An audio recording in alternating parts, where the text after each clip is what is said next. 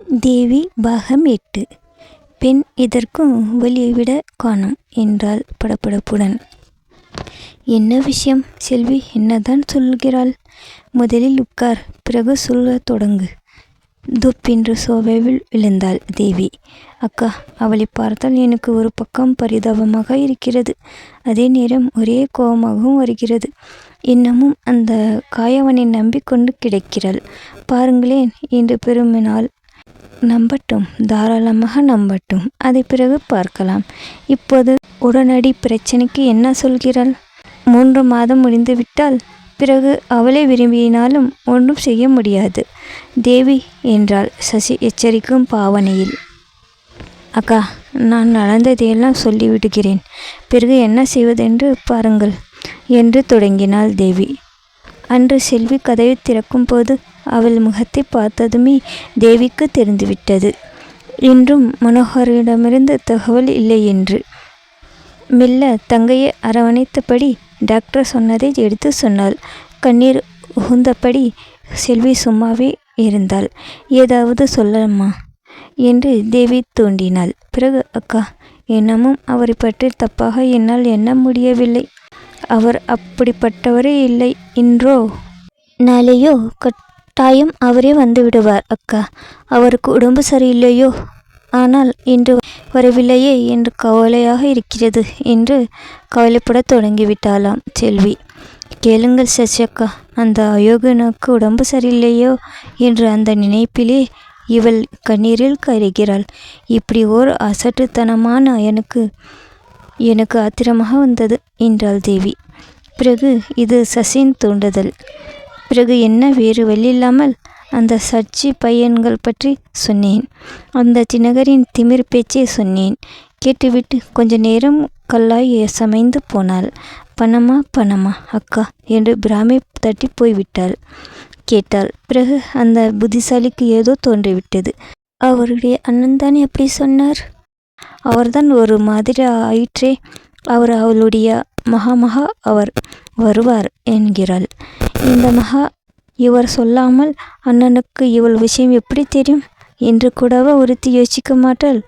கொஞ்சம் கடுமையாகவே நடப்பை நினைக்க வேண்டும் செல்வி. முட்டாள்களிடையே சொர்க்கத்தில் இருப்பதில் பயனில்லை. குறைந்தது உரிய நேரத்தில் அந்த மனோகர் வரவில்லையானால் என்ன செய்வது என்று என்றேன். அவளுக்கு புரிந்து விட்டது. கருவை கழித்துவிடு என்கிறாய், அதுதானே என்று நேரடியாக கேட்டாள்.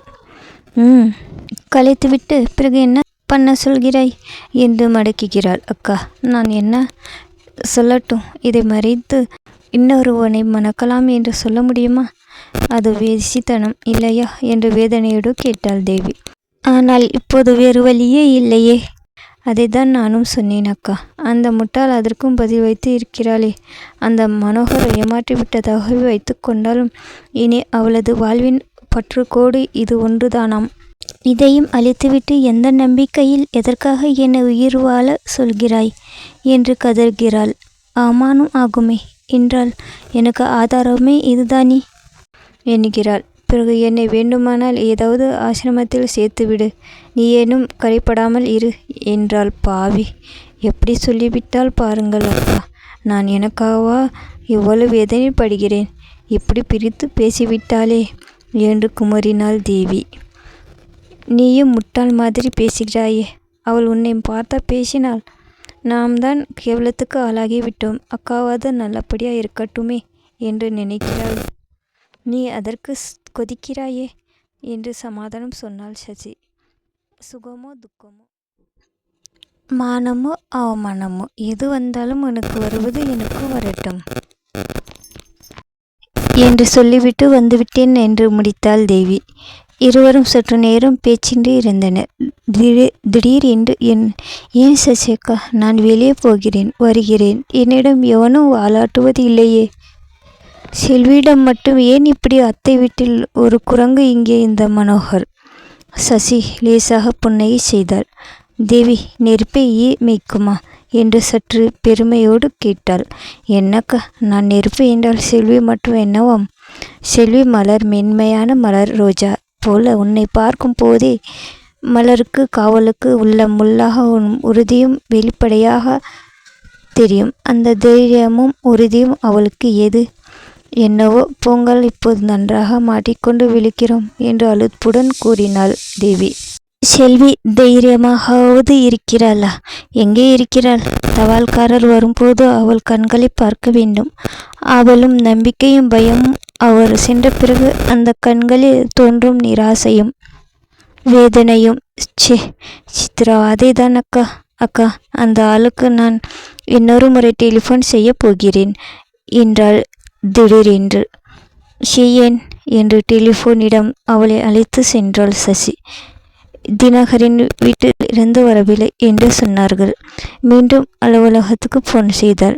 இம்முறை அவனின் நேரடியாக டெலிஃபோனை எடுத்தான். தன்னையும் அறியாமல் குரல் கொஞ்சி குலைய யாசிப்பவள் போலவே நான் தான் பேசுகிறேன் என்று தொடங்கினாள் தேவி. மேலே தொடரும் முன் அவன் குரல் இடிமறித்து, தெரிகிறது, ஆனால் ஊரில் கண்ட பிச்சைக்காரிகளுக்கு எல்லாம் வாரி வழங்க நான் வாரி வள்ளல் இல்லை. கடுமையான குரலில் கூறிவிட்டு அவள் முகத்தில் அறிவது போல டெலிஃபோனை பட்டென்று வைத்து விட்டான். தினகரன். நாளுக்கு நாள் செல்வியின் உடல் மெலிந்தது. என்னவென்று கேட்டுக்கொண்டு யாரும் வந்துவிடக்கூடாதே என்று சத்தமின்றி வாந்தி எடுக்க அவள் படும்பாடு தேவியின் நெஞ்சை பிளந்தது. எந்த நேரமும் அந்த அகன்ற விழிகளில் தென்பட்ட அச்சமும் கவலையும் தேவிக்கு பெரும் வேதனையை தந்தன. எல்லாவற்றுக்கும் மேலாக இன்னமும் நம்பிக்கை இருப்பது போல் தேவியிடம் அவள் புன்னகை புரிய முயலும் போதுதான் தேவியால் சாகிக்க முடியாது போயிற்று. இரவில் விளக்கணித்த பிறகு வெகு நேரம் செல்வியின் உடல் அழுகையில் அதிர்வது தெரியும். ஒரு நாள் செல்வி அழுது அழுது ஓய்ந்து தூங்கும் வரை தேவி காத்திருந்தாள். அந்த திருமுகத்தை உற்று பார்த்தாள். உள்ளும் புறமும் ஒன்ற அவனை வேண்டினாள். காலம் காலமாக எத்தனையோ பேர் உன்னை வணங்குகிறார்கள். அதனால் கடவுள் என்று நீ ஒருவன் இருந்துதான் ஆக வேண்டும். கடவுளே, இந்த ஒரு தடவை, ஒரே ஒரு தடவை எங்கள் காப்பாற்று. வேறு எதையும் நான் உன்னிடம் யாசிக்கவில்லை. வேறு எதுவுமே வேண்டாம். இந்த ஒரு தரம் மட்டும் எங்களை காப்பாற்றி விடு. கண்ணீர் விட்டு கெஞ்சி கேட்டுக்கொண்டாள். மறுநாள் காலை தபால்காரர் மாடியேறி அவளது வீட்டு கதவை தட்டி குரல் கொடுத்தார். கதவு இடுக்கின் வழியே ஓர் இன்னலண்டு உரையை தள்ளிவிட்டு போனார். செல்விக்கு ஒரே ஆனந்தம். ஓடோடி சென்று கடிதத்தை எடுத்தாள்.